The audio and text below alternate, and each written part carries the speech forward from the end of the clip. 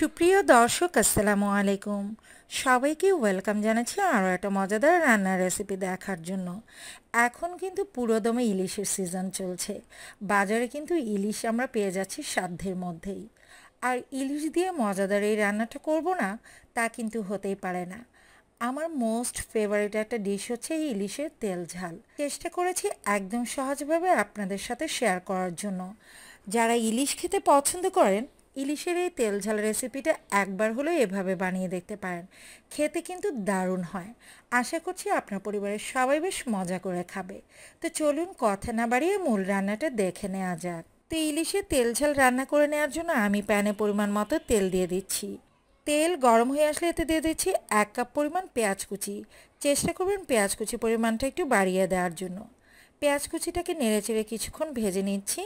আর যখন এই পেঁয়াজের রঙটা হালকা ব্রাউন কালার হয়ে আসবে তখন এতে দিয়ে দিচ্ছি আমি 1 চা চামচ পরিমাণ আদা রসুন পেস্ট। আদা রসুন মিলিয়ে এখানে 1 চা চামচ পরিমাণ নিয়েছি। আদা রসুনটাকে খুব ভালোভাবে ভেজে নিতে হবে যাতে করে আদা রসুনের কাঁচা গন্ধটা থেকে না যায়। দিয়ে দিচ্ছি খুব সামান্য পরিমাণ পানি।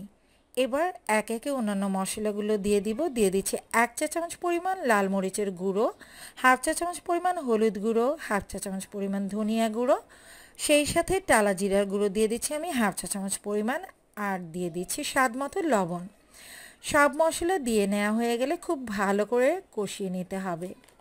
মশলাটা যখন কষানো হয়ে যাবে ঠিক এ পর্যায়ে আমি দিয়ে দিচ্ছি 2টা মিডিয়াম সাইজের টমেটো কুচি। চেষ্টা করবেন ইলিশের তেল ঝাল রেসিপিতে অবশ্যই টমেটো কুচিটা দেওয়ার জন্য। টমেটো কুচি দিয়ে কিছুক্ষণ ভেজে নিতে হবে যাতে করে টমেটো কুচিটা কিছুটা সফট হয়ে আসে।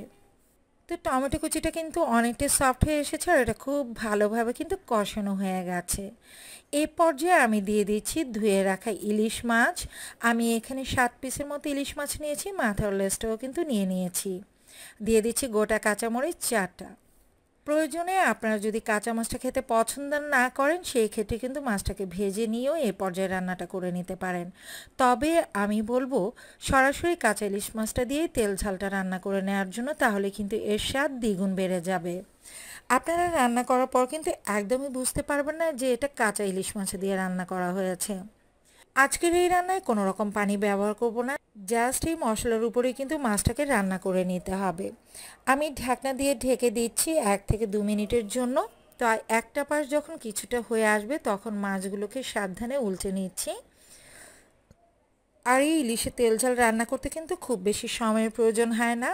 উল্টো দিকটাও কিন্তু একইভাবে রান্না করে নিতে হবে। তো জাস্ট 3 থেকে 4 মিনিটের মতো টোটাল আমি রান্না করেছি। এরই মধ্যে কিন্তু আমার ইলিশের তেল ঝালটা একদম পারফেক্টলি রেডি হয়ে গেছে সার্ভ করার জন্য। তো দেখলেনই কিন্তু কত কম সময় ঝটপট মজাদার এই ইলিশ রেসিপিটা রান্না করে নেওয়া যায়। আশা করছি আমার আজকের রেসিপি ভালো লেগেছে। ভালো লেগে থাকলে লাইক, কমেন্ট এবং শেয়ার করে দিবেন। পরবর্তী রেসিপি দেখার আমন্ত্রণ জানিয়ে আজকের মতো এখানে বিদায় নিচ্ছি। সবাই ভালো থাকবেন, সুস্থ থাকবেন। আল্লাহ হাফেজ।